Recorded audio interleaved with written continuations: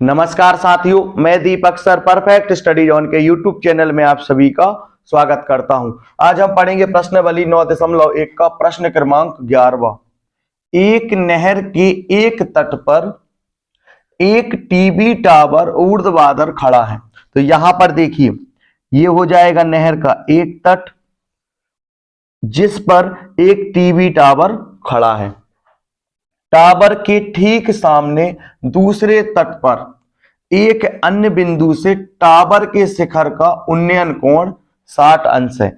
यानी ये हो जाएगा नहर का एक तट और यहां पर हो जाएगा नहर का दूसरा तट। तो दूसरे तट पर 60 अंश का कोण बन रहा है टावर के शिखर पर, यानी यहां से लेकर के यहां तक एक एंगल बनेगा जो होगा 60 अंश का। इसके बाद इसी तट पर इस बिंदु से 20 मीटर दूर और इस बिंदु को मीनार के पाद से मिलाने वाली रेखा, ये हो जाएगा मीनार और यहां पर हो जाएगी मीनार की पाद बिंदु या टावर की पाद बिंदु। तो यानी यहां से ये वाली जो रेखा होगी इसको 20 मीटर और आगे बढ़ा दिया जाएगा, क्योंकि मीनार के पाद से मिलाने वाली रेखा पर स्थित एक अन्य बिंदु से टावर के शिखर का उन्नयन कोण 30 अंश होगा। यहां से लेकर के यहां तक आगे बढ़ा दिया 20 मीटर, तो यहां पर एक बिंदु नाम दे दिया डी।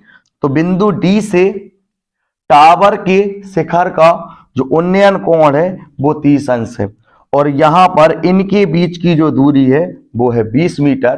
टावर की ऊंचाई यानी हमको ए बी की ऊंचाई और नहर की चौड़ाई, तो नहर है BC, तो यहां पर इसके बीच की चौड़ाई को भी हमको क्या करना है, ज्ञात करना है। तो इसको हम मान लेंगे x मीटर। तो यहां पर आपको समझ में आ गया होगा कि किस तरीके से हम इस सवाल को हल करेंगे। तो सबसे पहले हम प्रश्नानुसार यहां पर लिख लेते हैं। तो यहां पर चित्रानुसार BC जो है वो एक नहर है जिसके तट पर एक टावर AB ऊर्ध्वाधर खड़ा है और DC बराबर जो है वो है 20 मीटर। तो यहां पर हम मानेंगे, माना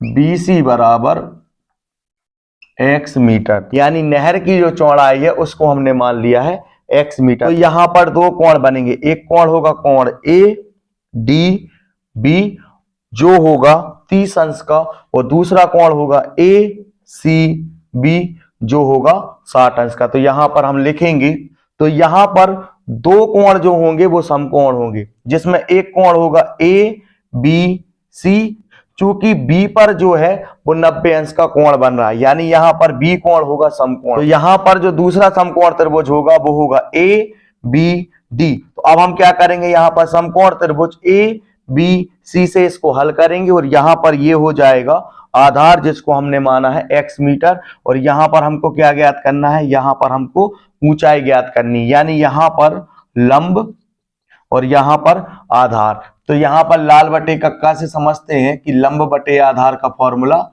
कहां पर लगता है। तो यहां पर देखिए tan थीटा का मतलब होता है लंब बटे आधार। तो यहां पर हम लिखेंगे समकोण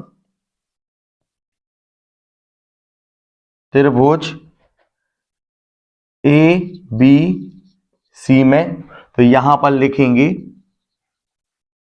tan थीटा बराबर लंब बटे आधार। तो यहां पर tan और थीटा के स्थान पर क्या आ जाएगा, 60 अंश आ जाएगा, क्योंकि यहां पर ये वाला समकोण बना है। तो यहां पर थीटा के स्थान पर लिखेंगे 60 अंश। तो यहां पर आ जाएगा tan 60 अंश बराबर लंब जो है वो है AB और आधार जो है वो है BC। तो यहां पर आ जाएगा AB बटे BC। तो यहां पर tan 60 अंश का मान होता है कर्णी 3। तो कर्णी 3 के बटे में 1 हम लिख सकते हैं बराबर यहां पर आ जाएगा AB बटे BC के स्थान पर लिखेंगे x। इसके बाद अब हम क्या करेंगे, त्रियक गुणा कर देंगे। तो x का गुणा होगा कर्णी 3 में, तो ये हो जाएगा x कर्णी 3 बराबर AB का गुणा होगा 1 में, तो ये हो जाएगा AB। यानी इसको हम इस तरीके से भी लिख सकते हैं AB बराबर x कर्णी 3। तो यहां पर आ जाएगा AB बराबर x कर्णी 3 और इसको हम नाम दे देंगे समीकरण 1। अब हम यहां पर क्या करेंगे, दूसरा समकोण त्रिभुज लेंगे जो होगा ए बी डी। तो यहां पर लिखेंगे समकोण त्रिभुज ए बी डी में यहां पर भी ये हो जाएगा लंब और ये हो जाएगा आधार।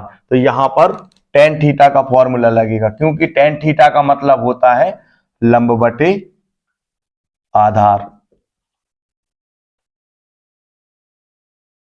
इसके बाद यहां पर क्या करेंगे, हम थीटा के स्थान पर लिखेंगे 30 अंश। तो यहां पर आ जाएगा tan 30 अंश बराबर लंब होगा ए बी और यहां पर आधार हो जाएगा बी डी। इसके बाद तो यहां पर tan 30 अंश का मान होता है 1/3 बराबर यहां पर ए बी बटे बी डी। तो यहां पर बी डी किससे मिलकर के बना है, तो बी डी बना है बी सी और सी डी से मिलकर के। तो यहां पर हम बी डी के स्थान पर लिखेंगे B C plus C D, यहां पर 1/3 बराबर ए बी, बी सी के स्थान पर लिखेंगे x और यहां पर सी डी के स्थान पर लिखेंगे 20। तो यहां पर किस तरीके से x आया, तो यहां पर हमने BC का मान रख दिया और यहां पर था CD, तो CD का मान हमने रख दिया 20। इसके बाद इनमें हो जाएगा आपस में त्रियक गुणा, तो x प्लस 20 का गुणा होगा 1 में, तो x प्लस 20 आ जाएगा और बराबर में आ जाएगा AB करणी 3। तो हम इस तरीके से भी इसको लिख सकते हैं AB करणी 3 बराबर x धन 20। तो अब हम क्या करेंगे, समीकरण 1 से ए बी का जो मान है वो है x करणी 3। तो इसको हम क्या करेंगे, यहां पर ए बी के स्थान पर लिख देंगे। तो यहां पर हम लिखेंगे समीकरण 1 से ए बी का मान रखने पर, तो यहां पर ए बी के स्थान पर आ जाएगा x करणी 3। इसके बाद यहां पर गुणा का निशान है तो यहां पर गुणा और यहां पर है करणी 3 बराबर x धन 20। तो यहां पर x और करणी 3 का गुणा होगा करणी 3 में, तो ये हो जाएगा करणी 3 का वर्ग और वर्ग से करणी हो जाती है कैंसिल। तो यहां पर क्या बचेगा, यहां पर बचेगा 3 और यहां पर x। तो करणी 3 का गुणा जब x करणी 3 में होगा तो यहां पर प्राप्त हो जाएगा 3x बराबर x धन 20। तो इसके बाद अब हम क्या करेंगे, पक्षांतरण कर देंगे क्योंकि एक x बराबर के दाहिने हाथ पर है और यहां पर 3x जो है वो बराबर के बाएं हाथ पर है। तो हम क्या करेंगे, इस वाले x को जब बराबर के बाएं हाथ पे लाएंगे तो प्लस का x जो होगा वो बदल जाएगा माइनस x में। तो यहां पर लिखेंगे पक्षांतरण करने पर, तो यहां पर 3x और यहां पर आ जाएगा माइनस x बराबर 20। जब 3x में से 1x जाएगा तो यहां पर बचेगा 2x बराबर 20।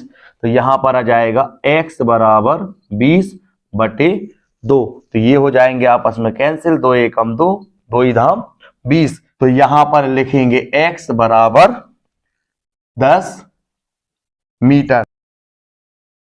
तो यहां पर हमको नहर की जो चौड़ाई है वो हमको प्राप्त हो गई। तो नहर की चौड़ाई होगी 10 मीटर क्योंकि x का जो मान आया है यहां पर वो हमको प्राप्त हो गया है 10 मीटर। अतः नहर की चौड़ाई जो होगी वो होगी 10 मीटर। तो यहां पर हमको टावर की ऊंचाई ज्ञात करना है। तो यहां पर हम लिखेंगे x का मान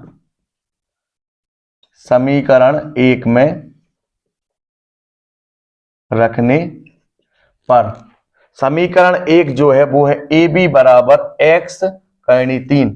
चूंकि ए बी जो है वो एक टावर है और यहां पर समीकरण 1 में ए बी बराबर x करणी 3 है। तो यहां पर हम क्या करेंगे, x का मान जो होगा वो यहां पर रख देंगे तो हमको यहां पर ए बी प्राप्त हो जाएगा। तो यहां पर लिखेंगे ए बी बराबर x करणी 3 तो यहाँ पर लिखेंगे AB बराबर इस x के स्थान पर लिखेंगे 10, तो यहाँ पर आ जाएगा 10 और ये आ जाएगा कर्णी 3। तो यहाँ पर टावर की जो ऊंचाई है वो प्राप्त हो जाएगी 10 कर्णी 3।